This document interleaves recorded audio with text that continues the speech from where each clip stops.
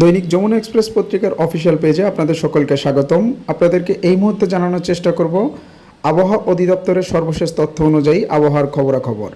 আপনারা ইতিমধ্যে জেনে থাকবেন যে আজ সকাল 10টা থেকে কিন্তু সারা দেশে হালকা থেকে মাঝারি বৃষ্টিপাত শুরু হয়েছে এবং আবহাওয়া অধিদপ্তরের সর্বশেষ তথ্য অনুযায়ী এই বৃষ্টিপাত কিন্তু আগামী 48 ঘন্টা পর্যন্ত স্থায়ী হবে এবং দেশের প্রায় সকল বিভাগেই কিন্তু এই বৃষ্টিপাতটা হয়ে থাকবে।